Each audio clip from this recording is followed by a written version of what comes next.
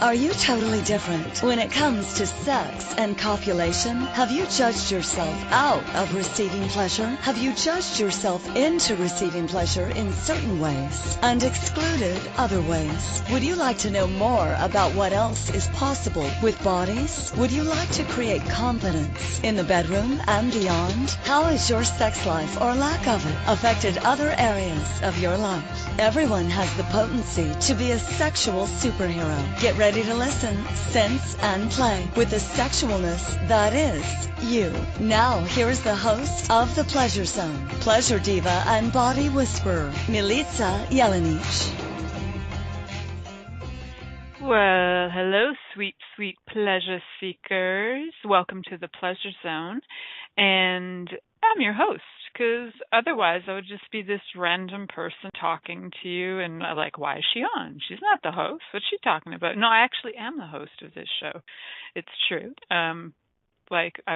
We were just talking about with the CEO of Inspired Choices and my producer tonight, Christine McIver, saying it's 4 years. I'm like, I know. I actually win the award on this station, guys. There hasn't officially been an award given, but I do have the most number of shows in the archives. Just saying. And probably the most where we've said penis or vagina. So I win on that front. I will be making myself an award, and I will eventually post a picture of that when I actually make the award, just because I'm going to get one. 4 years. It's not like a 5-year thing. It's just like a random 4-year thing, like 193 episodes. It's just like a weird number, right? So, it's cool. And after, that many episodes, how on earth do you come up with interesting content? That's what people keep asking me. How do you come up with interesting content? First, I'm like, thanks for thinking I have interesting content. And B, I'm crazy. So that is, those are the two factors. And I always find something interesting. Somebody will say something that will pique my interest, that will have me have a title. And that's what occurred today, actually, was Dinner with Friends brought this topic out. Voyeurism and Exhibitionism. True story.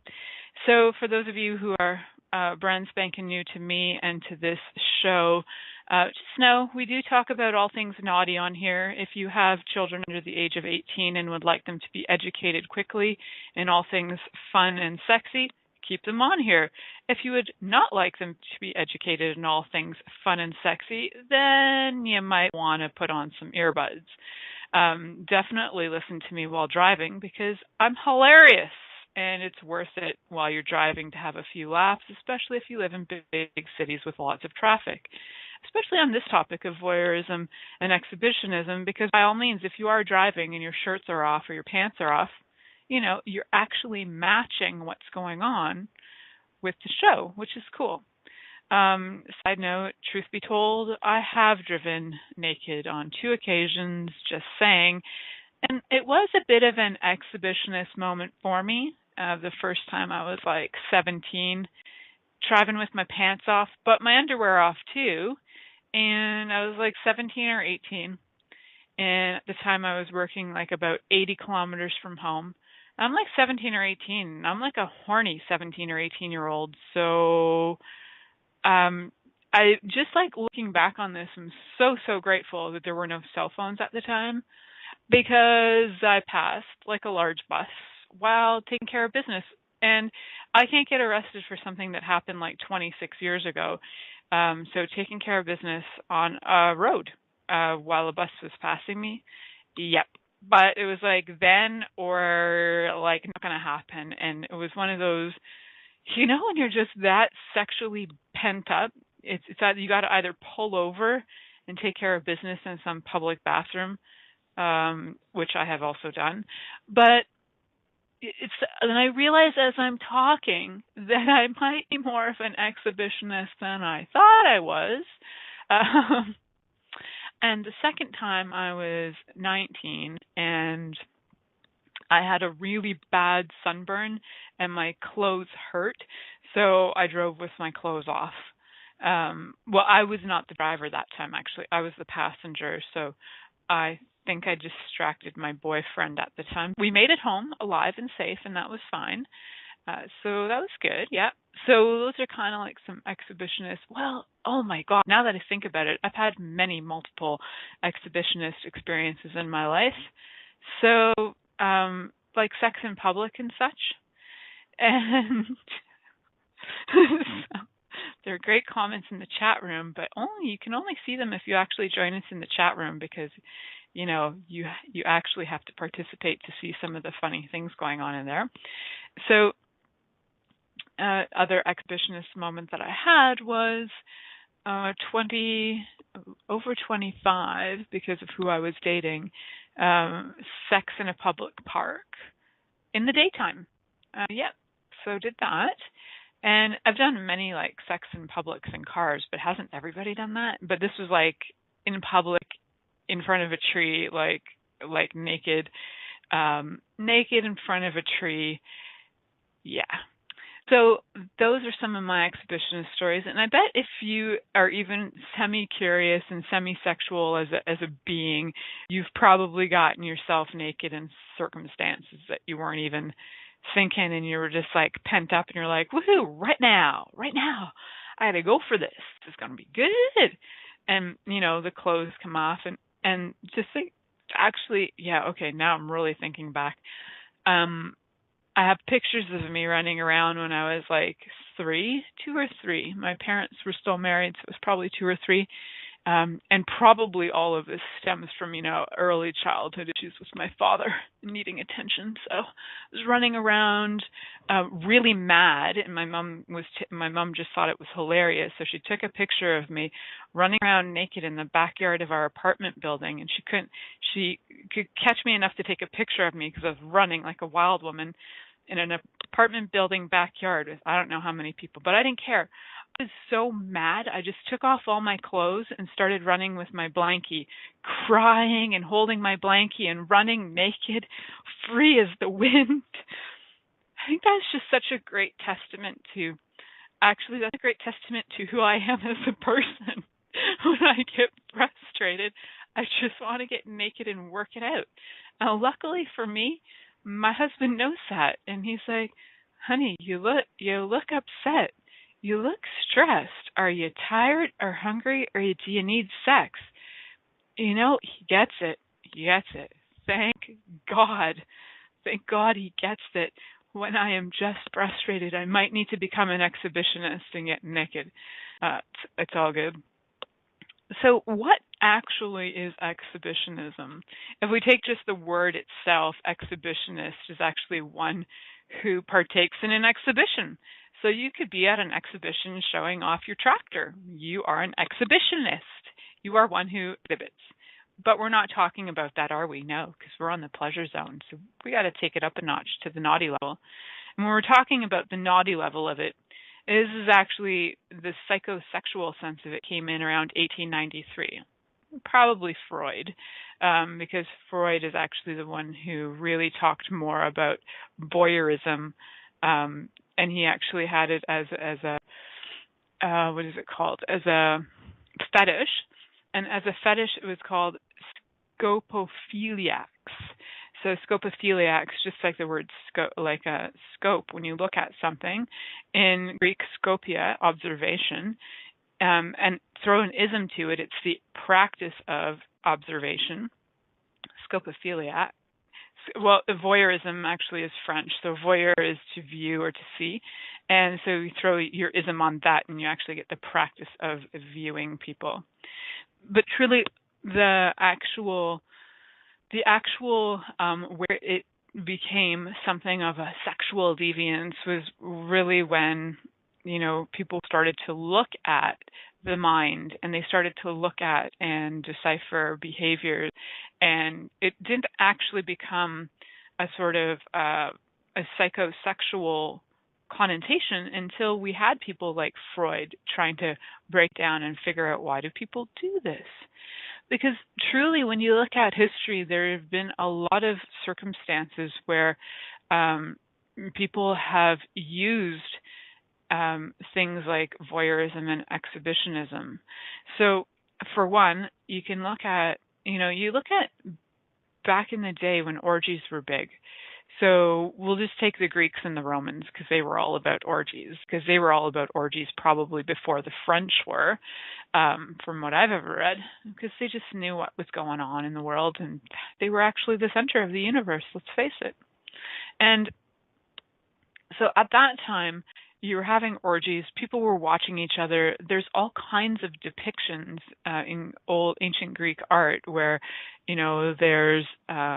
there's threesomes going on or orgies going on, and you've got the spectators standing off in the corner viewing everybody who's having pleasure, and they're like either masturbating or whatever.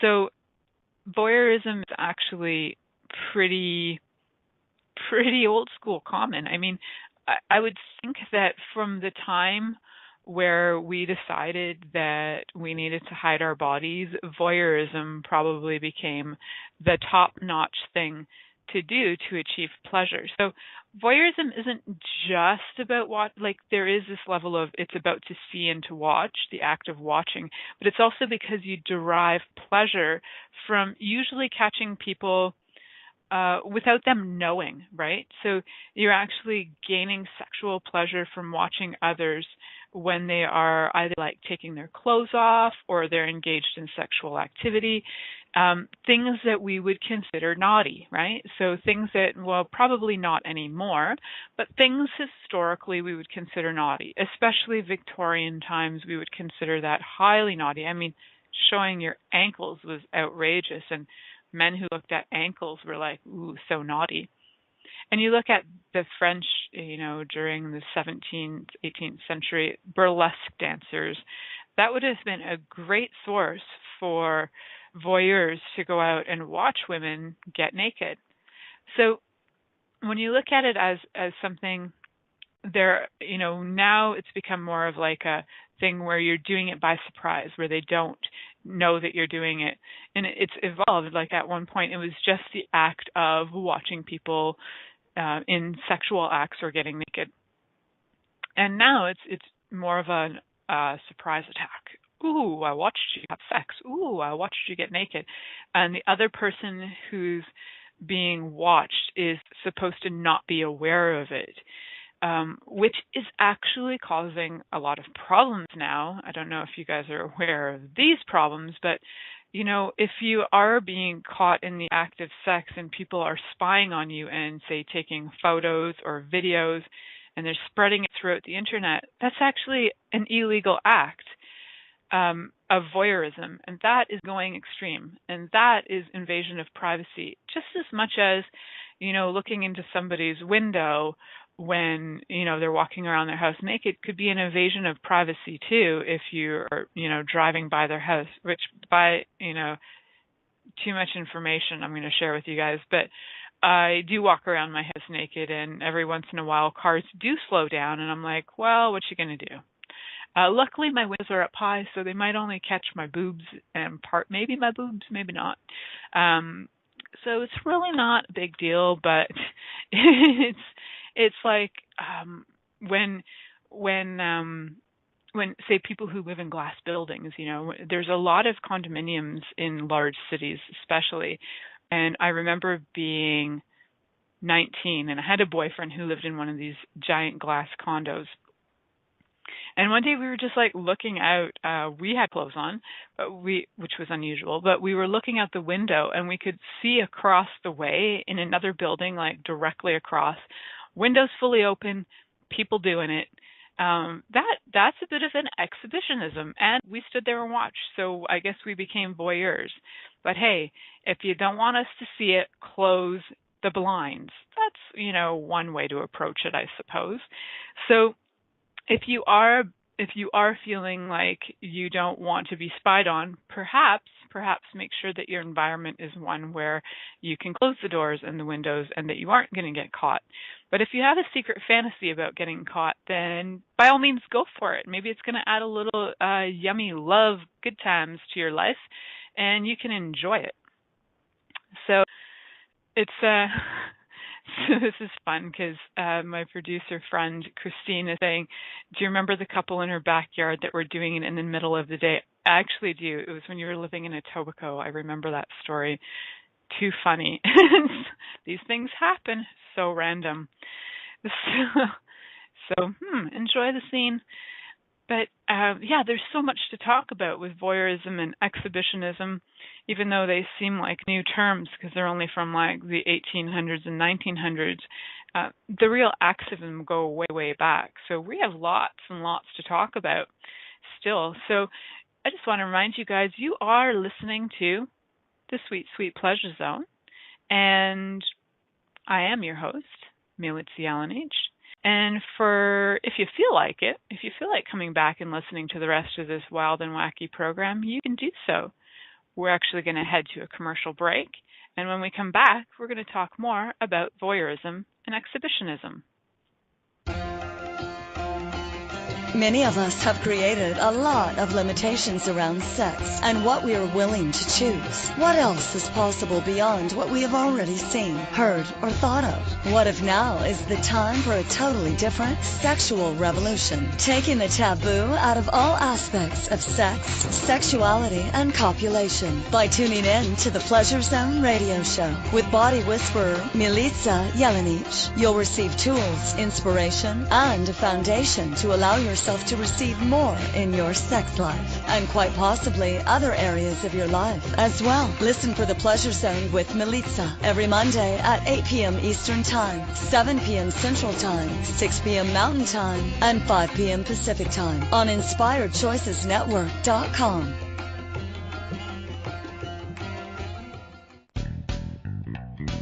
Are you a subject matter expert? Are you here to share your expertise with an audience waiting to hear from you in only the way you can deliver? Are you ready to have your voice amplified across the airwaves? Inspired Choices Network has a global radio platform streaming to millions of people across the world. Professionally produced and supported by an accomplished team every step of the way, you can broadcast from anywhere in the world, knowing your voice matters, and we ensure it is delivered with ease and efficiency. Eager to hear your message, the world awaits. Contact us today to become an Inspired Choices Network radio host. Email becomeahost@inspiredchoicesnetwork.com.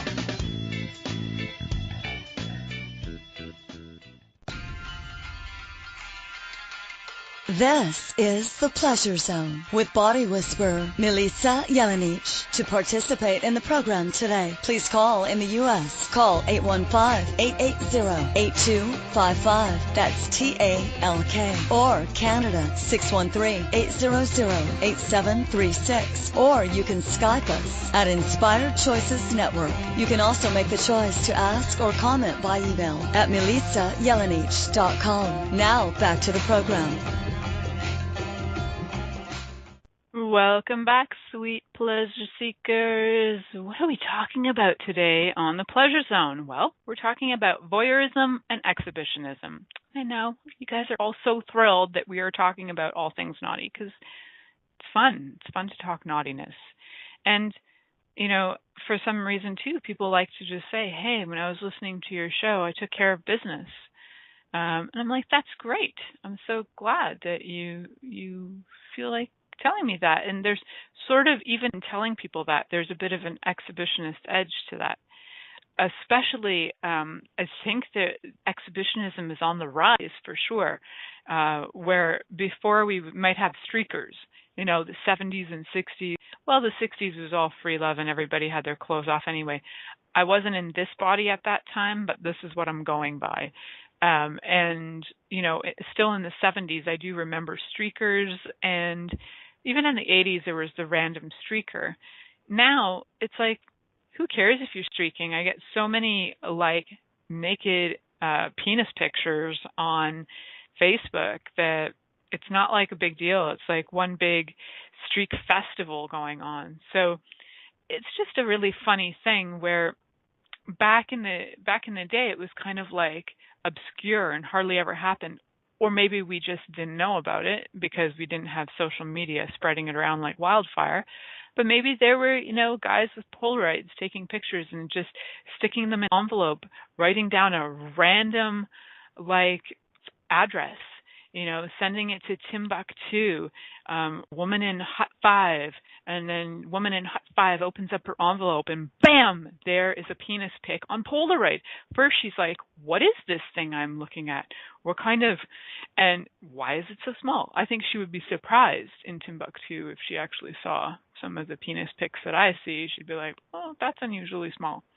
But, that's her life. And that's what happened back with Polaroid days. And people couldn't just send you penis pictures all over the place online. So for the exhibitionists back in the day, they had to get a little more creative.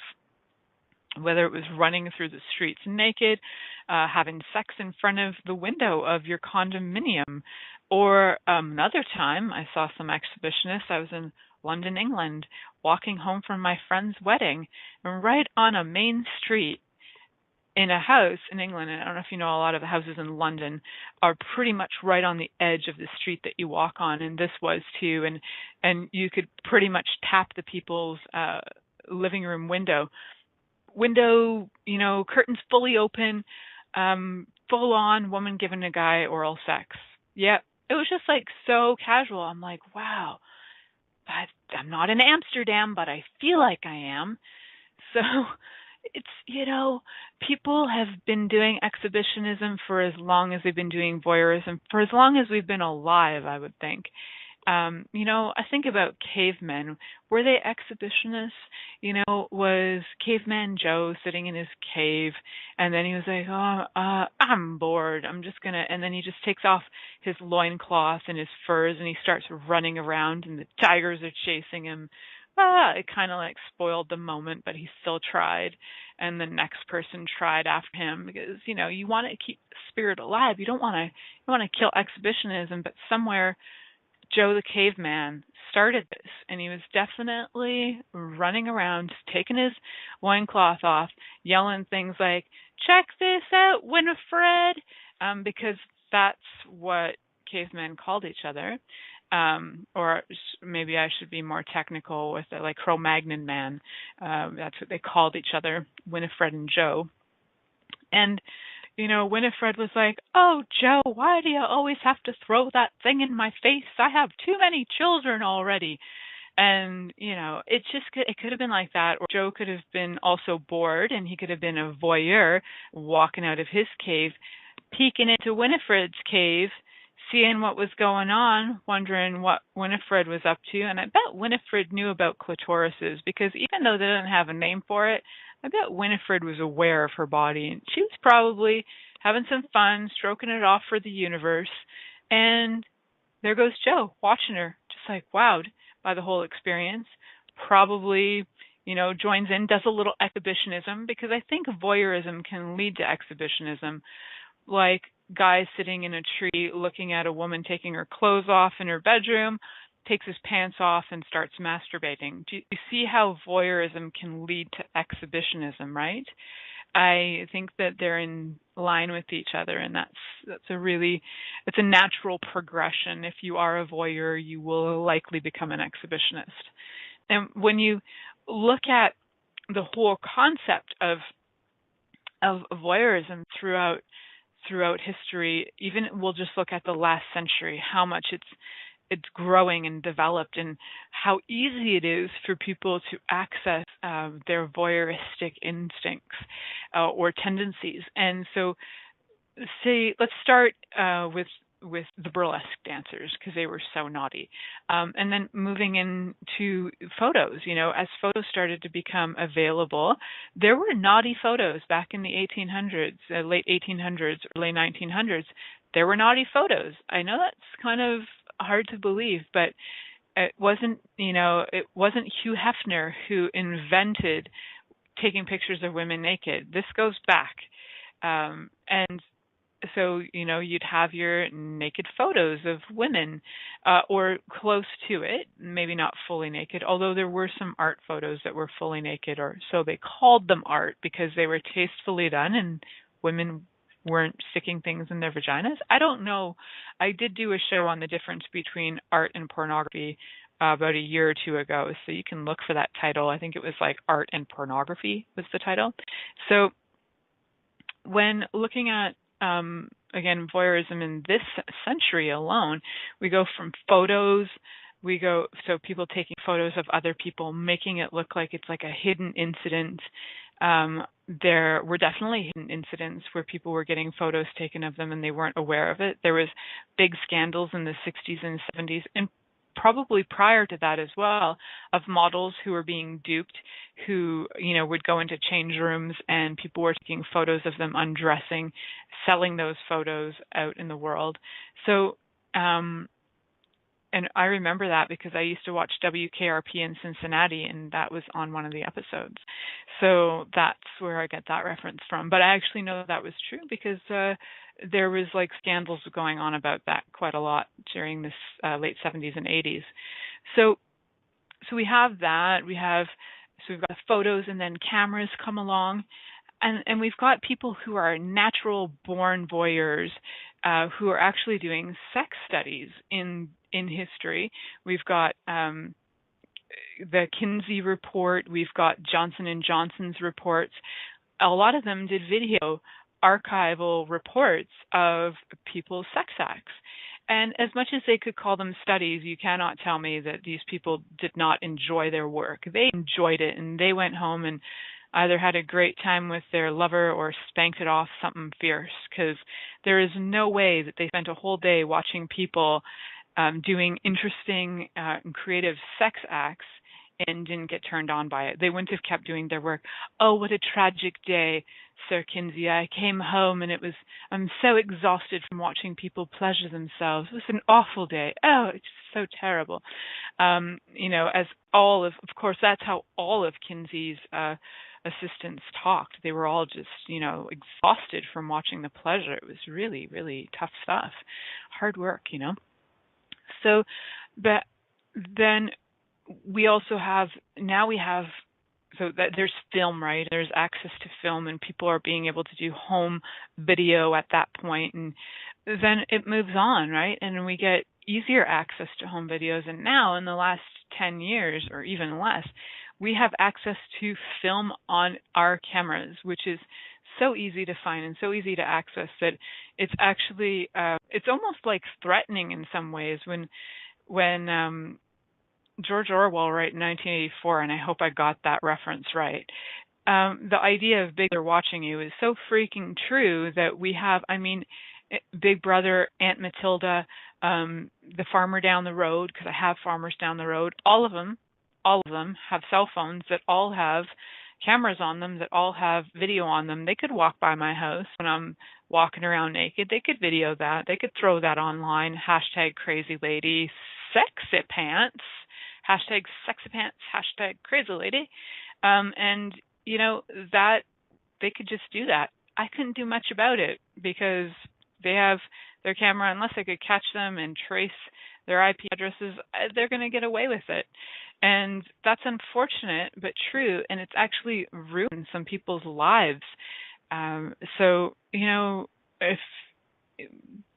just ask for kindness on this planet. So please be kind. If you are going to be a voyeur, keep it to yourself. You don't have to take videos and spread it around. And I think there's an innate quality about people who take videos that are keeping the videos that for their pleasure, that they have to be voyeurs, like people who are in pornography, who are the cameramen for pornography. They kind of have to be voyeurs in order to enjoy their job, or even to be on their job. I think it's part of the contract. Are you a voyeur? Yes. Okay. You can have this job. And the people who are in pornography definitely have to be exhibitionists. They enjoy sex acts in public places, or being viewed during sex acts or nudity and all that jazz. So, pornography is an amazing setup for voyeurs and exhibitionists to get together and party. I know. Sometimes I go on like these crazy, crazy rants, from like Cro-Magnon man stroking it off in a cave all the way to pornography modern day. It's how I roll. It's how my brain rolls. It's how the pleasure zone works. It's kind of the way the pleasure zone operates. So, yeah, stick with me and you'll find out more. We're actually going to head to a break. I just want to remind you, you're listening to The Pleasure Zone here on Inspired Choices Network. And I will be happy and thrilled and tickled and pleased to have you come back and listen to more on voyeurism and exhibitionism after this commercial break. Many of us have created a lot of limitations around sex and what we are willing to choose. What else is possible beyond what we have already seen, heard, or thought of? What if now is the time for a totally different sexual revolution, taking the taboo out of all aspects of sex, sexuality, and copulation by tuning in to the Pleasure Zone radio show with body whisperer Milica Jelenic. You'll receive tools, inspiration, and a foundation to allow yourself to receive more in your sex life and quite possibly other areas of your life as well. Listen for the Pleasure Zone with Milica every Monday at 8 p.m. Eastern Time, 7 p.m. Central Time, 6 p.m. Mountain Time, and 5 p.m. Pacific Time on InspiredChoicesNetwork.com. What would you say if I told you that you could change your life in only 1 hour and all while lying down relaxing? Thousands of people all over the world have. What am I talking about? It's called Access Consciousness, the bars. The bars is an energetic body process that contains 32 different points on your head that when run assist you in releasing decisions about any area of your life that you have made solid and as a result cannot change. The bars is the first class in Access Consciousness, a dynamic set of tools and information designed to transform any area of your life. When you have a bar session, the worst that can happen is you feel like you had a fantastic massage. The best thing that can happen is your whole life could change. Go to accessconsciousness.com today to find a facilitator to schedule a private session or to find a bars class in your area. Are you willing to give yourself an hour to change your life?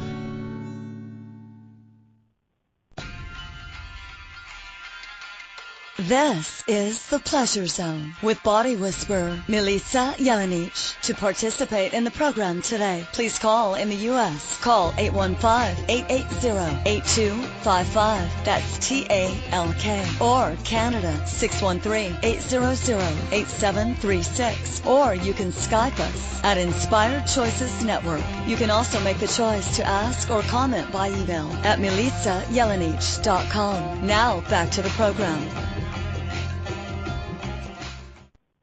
Hello, sweet pleasure seekers. Welcome back to the Pleasure Zone. Tonight we're talking about voyeurism and exhibitionism. So I had some strange and bizarre ponderings over the break, because that's how I fly. And I'm thinking and I'm wondering, now this is weird, but I'm wondering, if we take this grander scale, if we go from in our home environments, people might walk by and see us through a window. I'm looking at a grander scale. They'll always say God's watching you, and I think most children must feel that Santa's a voyeur as well if they knew what that was. And I'm thinking Santa, the voyeur, the new pornography that's coming out next Friday, starring me. So he's watching you. And so I'm wondering if we take it even bigger and we go beyond Santa and God, because beyond Santa and God is huge. And if we go beyond that to other life forms from other planets. Now, my thoughts on this are, heck yeah, there are other life forms on other planets. If you were at my house last night, you would agree. Just saying. But I live in a strange area, and there's no denying it. And everybody up here is like, hell yeah, there's aliens. And yeah, so there you go. And so I'm like wondering last night as I'm talking to some kind of interesting craft in the sky, and I was like, hey, guys, come visit me. And Ziva's my daughter, by the way, and she's like, no, I'm afraid of them. And we're all staring. My husband's like, wow, I think you're right. I think that's a spacecraft. And we're all like wowed by the thought that the aliens might be watching us, because I'm looking at them and I'm like, hey, come closer. And then I'm like, wow, this is crazy. We're having a fun time with spacecraft.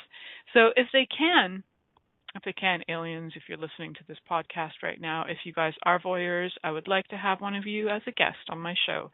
That would be freaking awesome. So,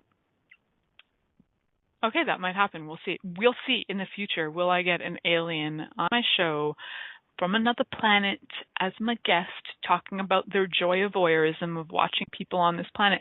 But that voyeurism might be different. They might not even like enjoy watching us have sex. They might be like, you guys are so rudimentary in your ways, body parts together. Please, there's other ways that you can have pleasure. There's so many easier ways to have pleasure. I don't even know why you guys have bodies. They're so clunky and poorly operating, and there's so many better ways to be in this universe.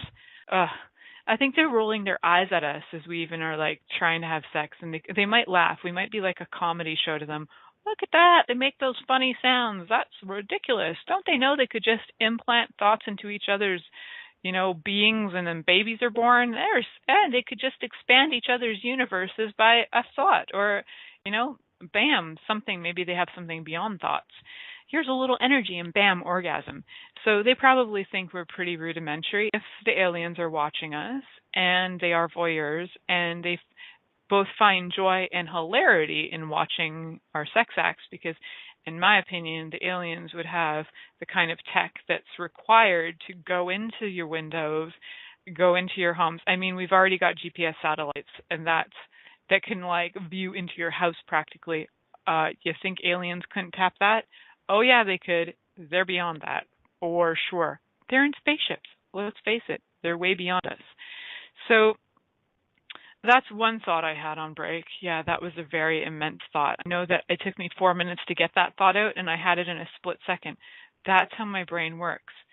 That is just how I operate. And my other question is, are ghost voyeurs?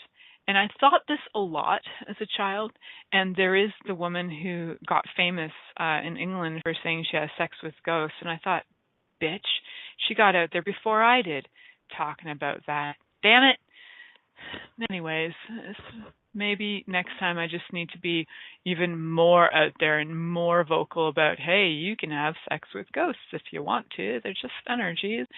But I feel like some ghosts are voyeurs, and I also feel like some people can travel energetically. Like, I know people can travel energetically, so I feel like sometimes I actually pull the energy in, so it's like a voyeuristic experience without having the actual bodies in the room. And I sometimes, dial up people, and I'm like, hey, did you feel that? Were you there? And they're like, hey, 15 minutes ago. I'm like, yep, cool, we're on it. So I do know that there's a level that we're operating at energetically that we could be voyeurs in each other's universes. Like we could actually have out-of-body experiences. We could do remote viewing and go into people's houses if we wanted to and check out what they're up to. So if we can do that with bodies, I think, heck yeah, we could do it without bodies.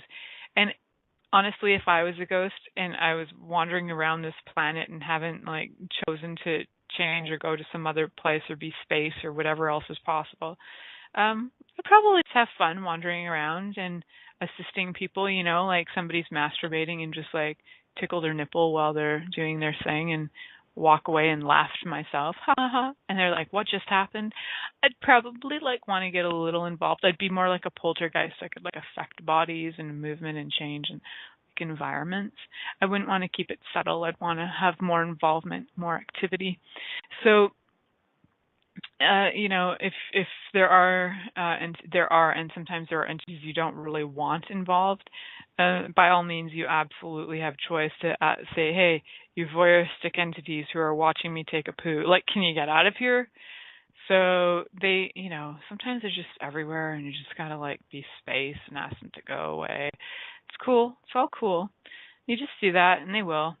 But if, by all means, if you want to have the experience and pull them in and have some fun times like orgies with ghosts, bring it on. And maybe they're just watching you. Maybe you've got a whole bukkake incident with ghosts who are masturbating to you masturbating, but it's all ghosts, so it's not messy in the end. It's just energetic come on you. Okay, that was taking it too far. If this episode never gets played again, consider you guys selves lucky that you got to listen to that part of it, because sometimes we go on to other networks and stations and stuff, and sometimes my episodes go a little too far and they don't get to be on other networks. A lot of other people have more self-control than I have, but I'm doing okay. I haven't sworn a lot in this episode, so I'm doing really good. I'm just talking about really weird things, and I understand that. So there is lots of information out there in the world on voyeurism and exhibitionism. I wanted to give you guys my take. And there are actually definitions, because it's considered a medical issue to be a voyeur. So the American Psychiatric Association has actually classified certain voyeuristic fantasies, urges, and behavior patterns as a paraphilia. And if you guys remember from my show that I did on fetishes, you'll remember that paraphilias are like, a paraphilia is the experience of intense sexual arousal to atypical objects, situations, fantasies, behaviors, or individuals. So, voyeurism can fall into that category of a fetish. So in that, it's actually been diagnosed as a paraphilia in the DSM, which is the Diagnostic and Statistic Manual. DSM-4 is the one, I guess, is the most current one for psychiatric evaluation, which has been out for like 20 years, which surprises me, because the DSM-4 came out when I was studying psych in university, so that was like 1994. I thought they might have changed a few things by then, but at that time they had just chosen in the DSM-4 to take homosexuality out of being a psychological disturbance or whatever. Like, you couldn't say somebody had a psychiatric problem because they were homosexual. So that was in 1994 that occurred. So, and it hasn't changed. Not a lot in that manual has changed since then, if that's the most updated version. So that's interesting. And if a person does act on the urges, the voyeuristic fantasies or the urges,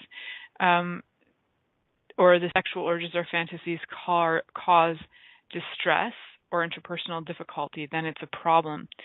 It's actually described as a disorder of sexual preference in something which is called the International Statistical Classification of Diseases, which is the ICD, which is used by the World Health Organization for codes for diseases, symptoms, signs, abnormal findings and stuff, complaints, and social circumstances. So that's another diagnostic kind of tool. But the DSM-4 itself defines voyeurism as the act of looking at unsuspecting individuals, usually strangers, who are naked in the process of disrobing or engaging in sexual activity. The diagnosis would not be given to people who experience typical sexual arousal simply by seeing nudity or sexual activity. In order to be diagnosed with voyeuristic disorder, the symptoms must persist for over 6 months, and the person in question must be over the age of 18. Which I think is interesting, because one of my questions actually that I posed in the post of this was, my question of this was, when does this start? How do we know that we are voyeurs? Like, how do you define that? Like, when you're a kid and you're just like, hey, curious bodies, blah, blah, blah.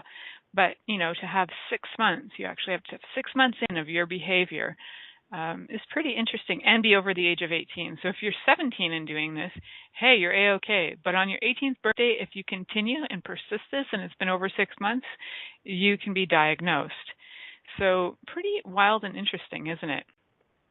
And there's so much more fun things to talk about on this topic of voyeurism and exhibitionism, which we totally will do. We still have a few minutes left of the show, and we actually do have a caller going to call in. But we are actually going to head to break first. And when we come back from our break, we'll take the caller. So I want to remind you guys, you're listening to The Pleasure Zone here on Inspired Choices Network, and we're going to head off to a commercial break. Many of us have created a lot of limitations around sex and what we are willing to choose. What else is possible beyond what we have already seen, heard, or thought of? What if now is the time for a totally different sexual revolution, taking the taboo out of all aspects of sex, sexuality, and copulation by tuning in to the Pleasure Zone radio show with body whisperer Milica Jelenic. You'll receive tools, inspiration, and a foundation to allow yourself to receive more in your sex life and quite possibly other areas of your life as well. Listen for the Pleasure Zone with Milica every Monday at 8 p.m. Eastern Time, 7 p.m. Central Time, 6 p.m. Mountain Time, and 5 p.m. Pacific Time on InspiredChoicesNetwork.com. What if you really do change molecules by your interaction with them? What if the change you've been looking for is right before your eyes? What if the uncomfortableness that comes with difference could be fun? What if the closed-minded people of the world no longer determined our world? What if gratitude trumps judgment every time? What if your kindness healed the world? What if the earth is asking for your help? And what if you had the resources to give it? This is your invitation to step into something that Einstein, Marie Curie, Picasso, Da Vinci, Shakespeare, Aristotle all knew to be true. Hi, my name is Dane here. 13 years ago I started to truly ask questions. Actually, I started to be the question, and everything changed for me. What if there are no dumb questions, or any question too large? What if you being you are the gift and the change this world requires? Is now the time? For more questions to create a change in your world, sign up for a free video series at beingyouclass.com. My gift to you, beingyouclass.com. This is the Pleasure Zone with body whisperer Milica Jelenic. To participate in the program today, please call in the U.S. Call 815-880-8255. That's TALK. Or Canada 613-800-8736. Or you can Skype us at Inspired Choices Network. You can also make the choice to ask or comment by email at milicajelenic.com. Now back to the program. Hello, sweet pleasure seekers. Welcome back to the Pleasure Zone. I'm your host, Milica Jelenic, and sometimes I forget my last name.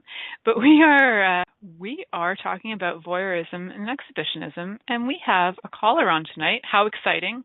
It's so random that I get callers, and I'm glad I actually know this caller. I usually actually do know the callers who are brave enough to call in. So welcome, caller. I don't know if I am to use your name or not, but I will welcome my caller tonight. And I'm just wondering, hi. Are you sure you know me? Yeah, I do know I know you, sir. Okay, so I have one burning question that just arose while I was listening to your show, and then another one while I continued listening. So awesome. they're just two. And I'll ask them briefly and then let you answer them. As a ghost, if you're wandering by in one of your voyeuristic movements and you tweak a nipple, do you tweak the left one or the right? It really, because I'm a ghost, I'm actually really aware of which one would create more pleasure, so I'd go for that one. And would that be because of the hardness of the nipple or just the general color? It would just be because of my awareness of, like, would the left one create more of, like, a response in the body that's orgasmic, or would the right one? And sometimes it's both. Like, you want to get in there with both, and just as a ghost, you want to tweak both, which is more of a shock to the person. But I could easily just go with the right or the left, depending on which one would create greater for the person.